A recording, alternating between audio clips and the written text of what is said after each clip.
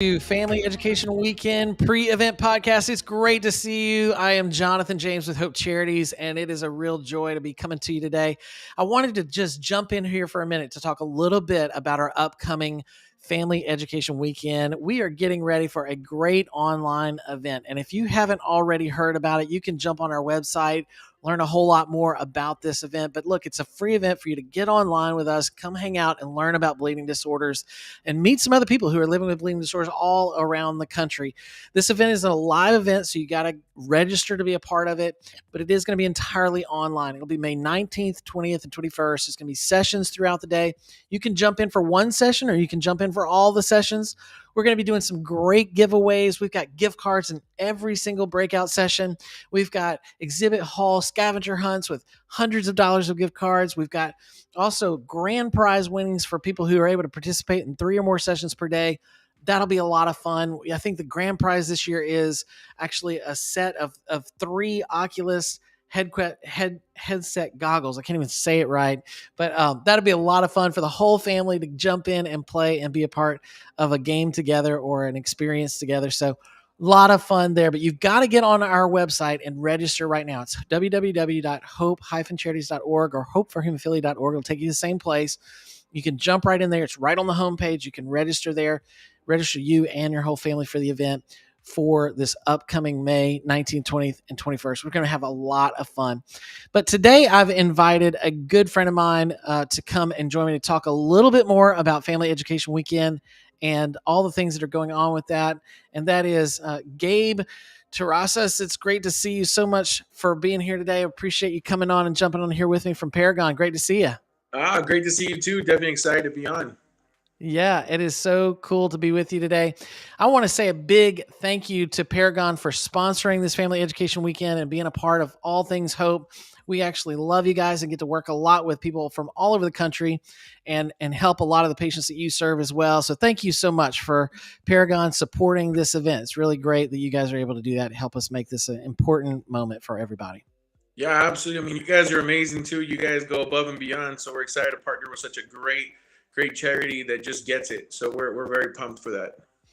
Well, I really appreciate that, Gabe, and I'm excited about this conversation today because this is really a neat time to get to connect a little bit with a fellow brother in the blood disorder space. So you are living with hemophilia as well, right? Yes. So I'm 39. I'm from Texas. I like to tell people it's the country of Texas because it's that big, right? That's right. So The 39. nation. Yeah, 39 years old. Definitely been living with hemophilia my whole life. Was born into it. Definitely. I have several cousins and uncles that have hemophilia, so it's a family disorder that's been in our family for many generations, and something we've just learned to move on with and move forward with. So yeah, that's a little bit of us. Married now and have a beautiful little baby girl. That's awesome. And how old is your little girl? She just celebrated. Well, my wife told me that we're now celebrating her 4-month birthday. So I didn't know there was a such thing as a 4-month birthday, but I have learned. Been married That's now for right. 10 years. That made sense. So 4-month birthday it is. I love it, man. I love it.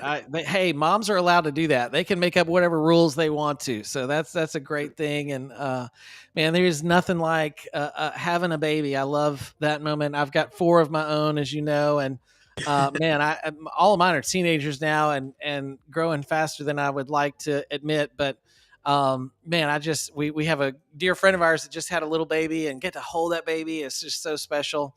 And you got to cherish those moments for sure. So Yep. congratulations to that, and I hope you have many, Thank many you. more. Yes, thank you. We are hopefully planning for a big family. So Good. God willing, we'll see what happens with that. But definitely excited for that. That's right. So tell me a little bit about you have severe hemophilia A, right? And That's so correct. you grew up, I mean, you're late 30s. You grew up like me. There was just a whole lot of different environment than what we see today. And, I think one of the things that we're talking about with this specifically, this family education weekend is the family support system. I know for me, I was growing up in Texas, shout out to Texas. I'm a Texas man myself. So I grew up in the Dallas Fort Worth area, but I grew up going to the emergency room for most of my treatment as a child. And man, my family was so critical to that. And my support system was so critical to that. Tell me a little bit about the role that your family played in your support system growing up. Well, absolutely. It was definitely critical. We didn't know that much about hemophilia. We were very much like the doctors. They had no clue about it, right? So we just kind of just figured things out. But family was huge. We had uncles that were a little bit older than us that had hemophilia, but you're talking about the early 80s, mid 80s. And I live in a border town. So it's a very sleepy town. So the resources weren't there, the information wasn't there. So we really leaned in on each other. Some of the information they gave us was accurate. Some of the information was not as accurate because we didn't know what we didn't know, but we had an idea and we figured it out. So mom did a really great job of really just learning as much as she could.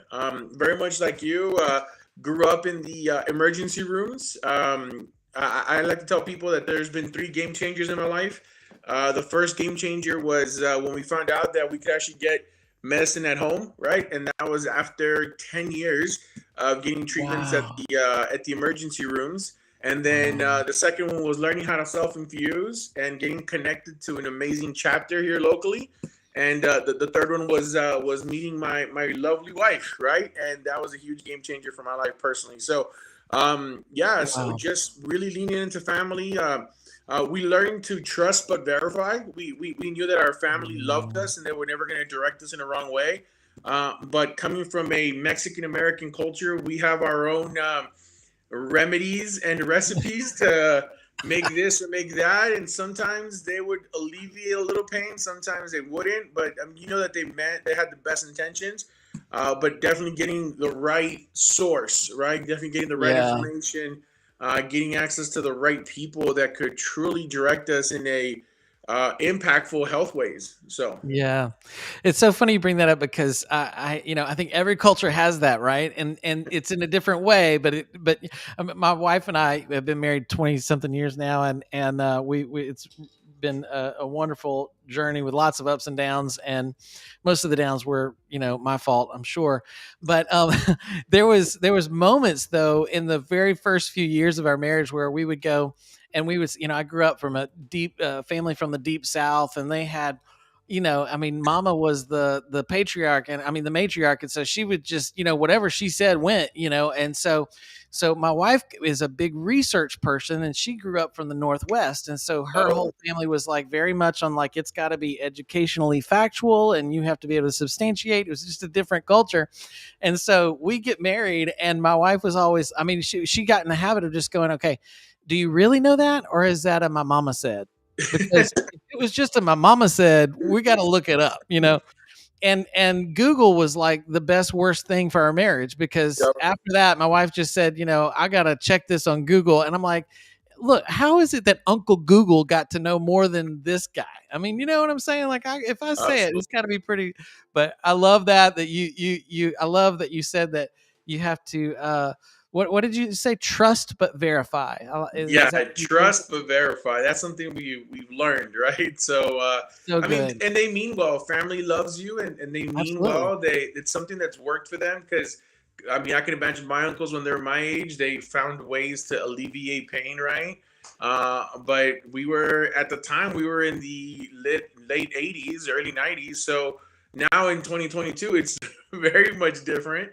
So it's a matter of understanding what is out there for you, right? Yeah. And I think you and I talked about this before is not settling, right? I think so many of us in our community, we settle for the good when the great's around the corner, right? And Yeah. so many of us, at least for me personally, I know that when it came down to my treatment options or just being aware, I just kind of did what I had always done, and I didn't know there was anything else out there. And that's where being connected to events like this weekend and events coming up are it's so critical because you just never know what could be that next stepping stone in your life that just takes it up to a whole other level, right? And you don't Oh, know what you're true. capable of. So that's what we're excited about, just getting educated. Yeah, I've heard it said about people that are successful that the most successful people are self learners. And I think that's very important because there is an aspect where you have to trust what the medical profession is telling you. You have to trust what some of your friends and family are telling you. But I love that whole trust but verify thing. There's a place where you just need to still kind of go about it. And one of the things I find is that there's a lot of people out there that are still suffering. I mean, we talk about this all the time at Yeah. Hope because that one of our biggest programs is to help people with financial assistance. And we find that it's people who live sometimes in rural areas that don't have access to a treatment center, or they don't have access to a chapter, or they don't have an access to a good network of people who understand what they're going through. And for that reason, a lot of times those are the people who are the most uneducated, and the ones who are uneducated, they really have to go out of their way to try to educate themselves. And some people do, some people don't. But at the end of the day, the people that don't are the ones who are in far more need, and oftentimes have unnecessary suffering that could be avoided if they just had the right information. And so, I love that you're out there advocating for that, because in reality, just sometimes people knowing that they have choice of what pharmacy to get their medication from is Mhm. a novel idea that nobody ever, had told them before. And so to be able to, for them, maybe you just have to ask the right questions, or you have to pursue that within your health insurance, but you can get your own medications for that. And sometimes that can be the difference when you're getting, mediocre care and having joint disease later on in life, or getting great care and not having joint disease, all because you just asked the right questions or knew what to ask, right? Yeah, absolutely. I mean, we live in a world where we try to personalize everything, we try to customize everything. So it just made sense to customize your care and personalize your care about yourself, right? Like one of the biggest things is I know that I personally look for this is I don't want to be treated just like everybody, right? Because everybody is different, right? What can work for another hemo brother may not work as well for me, right? And I don't ever want to be put into this box that, oh, because you have this you need to do this, or you can't do this, or you can't do that, because I'm rebellious enough that I will go against the just to say that it does work when somebody told me that it doesn't, right? And that's just probably a nature of mine. But Right. that's one of the things that I always tell people, that there's options out there, and obviously us being able to reach out to those rural communities, but also helping the people that have access to it to utilize it, right? It's not just having Right. it, but also being able to engage in it and participate in it. And then this is something that I know you feel really strongly about, because I feel strongly about it too, is giving back to the community as well, right? Because Absolutely. that is so Absolutely. essential, right? That's one thing that I've always prided myself in, is being able to give back to the community, because there's so many times that people just need a good example, right? People just need Yes. a good, and by all means, I though I guess the only role model I am right now is to my daughter, but I want to be that for my little cousins. I want to be that for my uncles. That, man, you don't have to be in a wheelchair. That you can take care of your health holistically. That you can run, right. You can do anything you put yourself to. Maybe you might need to do a little different, maybe a little bit more protected, but you and I both know that we're in 2022. We're not in 1983 anymore, right? That's right. That's And right. it is very different. And sometimes the people, unfortunately, that have the most access utilize it the least, That right? is so well said. We see that every single day, day in and day out, from people who have really all the tools there, but they just don't access it. And it amazes me how many people still probably undertreat themselves because they think, well, I need to space this out because of maybe my insurance might complain if I didn't take it as regularly as I do, or then they space it out, and then they find the insurance finds out, and then they cancel them, or they say, well, you don't need these PRN doses anymore because you didn't use them. Yeah, Well, you never told me it was a use it or lose it idea. I mean, it's, but use what you have at your fingertips, because it can only help you. It won't hurt you. And exactly. it's so important. Absolutely. I find that to be true with treatment centers. I find that to be true with specialty pharmacies. I find that to be true with chapters. I find that to be true with educational events like Family Education Weekend, is that these things are at your disposal to help empower you to be better. And you might just learn one thing out of it. But if you just listen for that one thing, you can apply that to your life and have improvement. And it only will help to improve things along. I love what you says. Just it's 2022. There's so many advancements. Let's take advantage of them.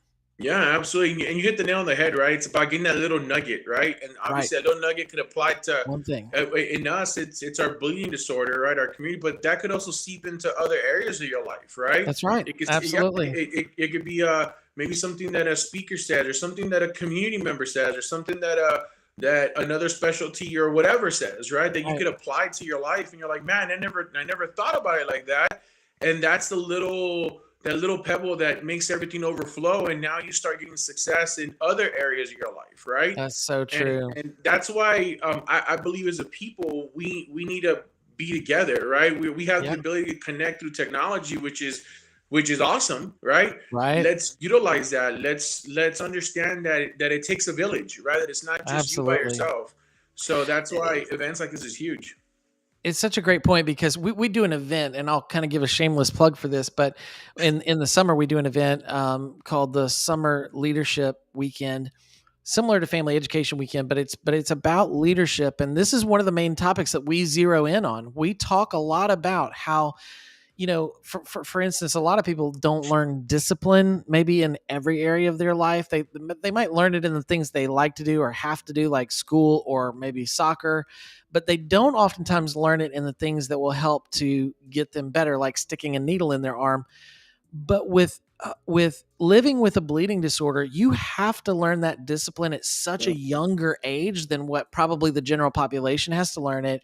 And I think that that value of discipline that builds in as a teenager, when other people are in their 30s and 40s before they learn that discipline, it actually could help you advance in your career, your volunteering, your community. It could help you advance in ways.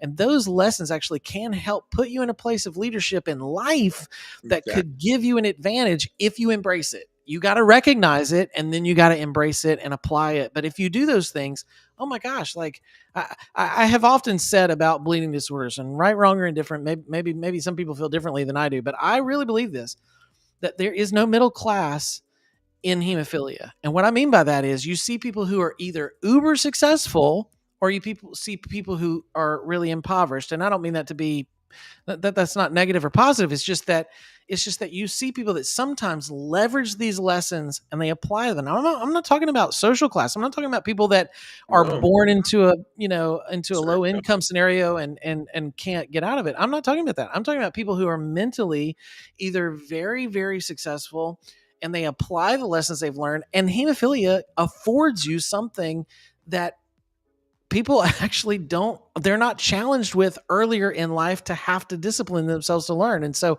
I think we've been given a gift and some tools in our nature that we could apply and become even more successful than the average Joe, because we've been given these opportunities. Absolutely. I mean, if I could do a mic drop emoji with the smoke coming out of the ears, I would literally write that, because that's the truth. You just spoke truth, right? Because Yeah. we have to understand, and I heard this from a coach of mine growing up, that there's going to be two pains in life, right? The pain of discipline or the pain of regret, right? And unfortunately, Mm, we've seen the pain of regret come too many times in too many of our blood brothers and in other areas of our life, right? So so true. I'd rather have a structure to my life that helps me become more successful, Yep. thus allows me to have more freedom, right? That's right. So many of us don't equate structure to freedom, when structure, right, with our profi, right, structure with our diet, structure with Right. our finances, right, allows Right. you to leverage that and create more options or freedom for ourselves. And you're not limited by what you were talking about earlier, because that's so true, right? And it's So true. understanding that thought process. So I'm glad you said that. That was so true. Man, that's so powerful, Gabe. Well, tell me a little bit about. I mean, you've got so much wisdom and time under your belt, and advice for people. I know you encourage people every day living with hemophilia, living with bleeding disorders, on how they can live a better life. But we're talking about Family Education Weekend in particular, and it just strikes me that I know you have a strong support system. Your mama was a fighter for you, and I want to know, what would be your best piece of advice to somebody who's trying to be a better support to their loved one that's living with a bleeding disorder? What can they do to empower their family members that are really living with a bleeding disorder? Yeah, absolutely. So I've learned that there's a difference between empathy and sympathy, right? I think most people are looking for people to be empathetic towards them, and they're being understanding. And I believe the only way that you get understanding is through getting yourself educated, right? Kind of having that mindset of, can you walk in that person's shoes, right? Because there's a lot of times that at least I know I've personally done that, where I hide my diagnosis when I was younger, or I would fight through an ankle bleed, or I'd fight through this, right? Because of XYZ reason. And sometimes you don't know, right? So having that understanding. So if you're a loved one, being empathetic towards that. But at the same token, understand there's the sympathy part, right? Like I personally, I don't want anybody to feel bad for me, because I believe that I am the most. I'm so thankful because there's perspective involved in my situation. There's people that are way worse off than I am with other diagnoses. I'm sure that you, by growing up in the emergency rooms, you saw other kids, right, that were going through way tougher things, right? Oh Especially, yeah, I know that in my emergency room, there was oncology kids, right? My doctor saw oncology kids, and a lot of them didn't live to see past 12 or 13. I So know. that gave me a perspective of like, hey, listen, you have this, but it doesn't mean that you are this. That's so good. It doesn't mean that you're controlled by your diagnosis. Yes, your cards were dealt this way. Now let's make the best of them, right? And that's the thought process we've had. So I personally never look for anybody to feel bad for me. I'm so thankful that we are in this position, so I could then turn around and leverage it and use it as a way to advocate not only for my loved ones, but for people that need that role model, or need that person they could point to, right? Because I don't want to be a victim, man. I want to be a victor, right? And it's having that mindset That's of so good. I need to be a victor of my circumstances, as opposed to just a victim. That's so good, Gabe. Oh my gosh. Like where's that mic drop emoji at? Oh my gosh, that was so good. I, It's so true, man. I 1000% agree with you, because I think that there is a place for us to utilize the challenges that we've been faced with to rise above, yep, and especially with technology and medication and access where it is today. And when there's trouble, and you got to fight through it, like that's when you got to lean on your support system, lean on your resources, find your resources if you don't know where those are. And so we're kind of preaching to the choir today, because the people who are watching this are the people who are getting involved. So but maybe you're watching this and you're seeing, maybe you're thinking about, oh, my cousin he's just not involved and he doesn't connect. Call him, get yep, him on the phone right now. I think Gabe and I both would tell you, get him on the phone and tell him, hey, you need to come to this event. You need to get involved. You need to connect with fellow blood brothers and sisters who understand what you're going through. Because I think that there's a place of, some people have a good support system and you can either take it for granted or lean on it. Some people don't have a good support system and you need to build it, or you can succumb to it just being terrible. Which way are you going to choose? It is the victim or the victor, just like you said. And yep, I think the choice is yours. If you don't have a good support system, get involved and help build your support system. This weekend will be great for you, because if you don't have family, come let us be your family. But if you have a great family, come give us the tools that you've learned, so that we can also encourage others to do the same. And I think that that is something that is so powerful. I often have said this, and Gabe, I know you can agree with this, but I often have said that the best thing about being diagnosed with a bleeding disorder is the community and the family that comes along with it.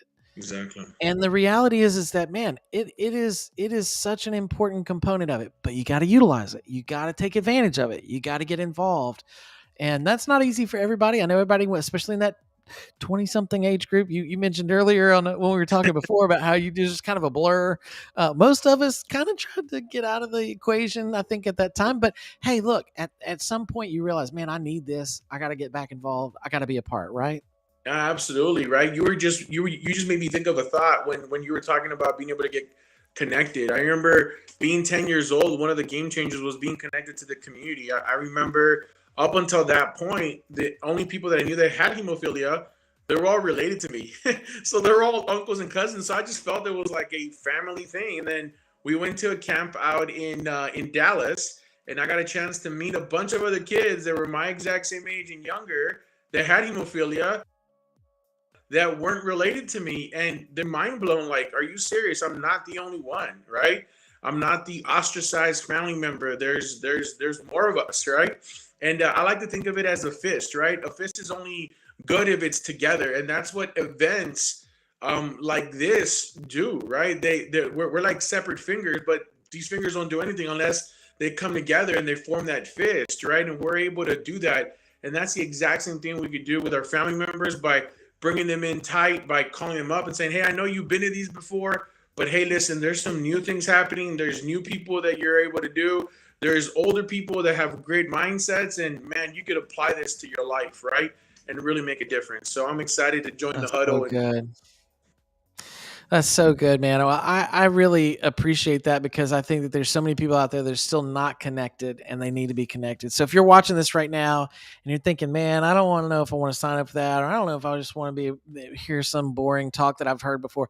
Look, I promise you it's not about that. It's about connecting with other people who can build you up, inspire you. And look, it's just that one thing, right? We talked about that. Is if you just had that one thing that you could walk away with, and you might have to listen to a bunch of things, but walk away with one. Everything that I've ever gone to, I've been able to walk away with at least one thing that I've been able to apply to my life and help inspire, encourage my future. So, Gabe, thank you so much for all your wisdom and feedback in this conversation today. I feel inspired and I'm ready to go out and charge the world and be a victor. And I can only do that because of your encouragement today. So thank you so much for this time. And I look forward to maybe seeing you in person one of these days. But for now, this is such a joy to be able to connect this way. And man, I really appreciate it. Thank you again to Paragon and all you guys do to support the community and to support Hope and all the efforts that you give. Thank you. Thank you. Appreciate you so much. Can't wait to give you a big bear hug in person. That's right. Take care. I love it. Awesome. Well, it has been a real treat to be able to connect with our friend Gabe and all of our friends over at Paragon. And so, man, again, big shout out to Paragon. Thank you guys so much for sponsoring this moment and other moments like this to be able to connect with the community. We couldn't do it without you. So thank you for that. And look, if you have not registered yet, there's still time. You can get onto the website, hope-charities.org. You can register right there on the website. We are doing tons of giveaways, so there's something in it for everybody. Every session we're giving away gift cards, but also there's a grand prize chosen each day if you can participate in 3 or more sessions. But if you can only participate in one, that's okay too. Just jump in wherever you can. And if you have any questions about any of that, you can always email us at events@hope-charities.org. We would love to be able to answer your questions and get into the conversation there. So make sure that you do that. Do it right now. The link is in the bio. The link is also in the comments. So make sure that you do that. And we would love to see you. Paragon's going to be doing a great session on, I think, presented by Kevin Harris, talking about health and wellness. That's going to be something you don't want to miss this weekend, as well as there's going to be a great time. You can meet people just like Gabe and his other friends over at Paragon that are going to be talking in the exhibit hall and scavenger hunt exhibit hall game, which is going to be a lot of fun. So we hope to see you there. Make sure that you get on there and sign up. It will be a live event where you're in Zoom, so you have to register to get the links. May 19th, 20th, and 21st. Thank you so much again for joining me today and being a part of this conversation in this podcast. And I look so forward to seeing you in the next one. Take care.